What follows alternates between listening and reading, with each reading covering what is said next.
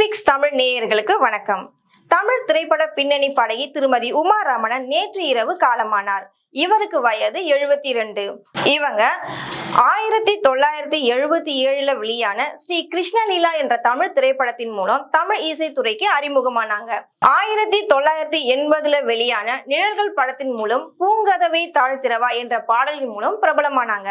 இவங்க பிரபல இசை அமைப்பாளரான இளையராஜா, MS விஸ்வநாதன், வித்யாசாகர் உள்ளிட்ட பல இசை அமைப்பாளரோட இசையில பல படங்கள்ல வெற்றி பாடல்களை கொடுத்திருக்காங்க. இவங்க 6000க்கும் மேற்பட்ட தமிழ் பாடல்களை பாடியிருக்காங்க. இவங்க பாடின ஒவ்வொரு பாட்டும் மக்கள் மனசுல நீங்கா இடம் பிடிச்சிருக்கு. சுகமான குரலுக்கு சொந்தக்காரியாகவும் ஈடு இணையில்லா பாடகியுமான திருமதி உமா ரமணன் தன்னோட பாடல்களின் மூலம் மக்கள் இடத்துல நீங்கா இடம் பிடிச்சிருக்காங்க. இவங்க பாடின ஒவ்வொரு பாட்டமும் இன்னைய வரைக்கும் மக்களோட மனசுல ஒரு பெரிய கனவாவே இருந்துட்டு இருக்கு. இன்னைக்கு வரைக்கும் ட்ரெண்டிங்ல அந்த பாட்டெல்லாம் இருந்துகிட்டே இருக்கு. அவங்க ஆனந்த ராகம் என்ற ஒரு பாட்டை அவ்வளவு அழகா பன்னீர் புஷ்பங்கள் என்ற படத்துல பாடியிருப்பாங்க. அதுக்கப்புறம் தூரல் நின்னு போச்சு என்ற படத்திலையும் பூபாலம் இசைக்கும் என்ற பாடல்லையும் அவங்களோட குரல்ல அவ்வளவு அழகா இனிமையா பாடியிருப்பாங்க.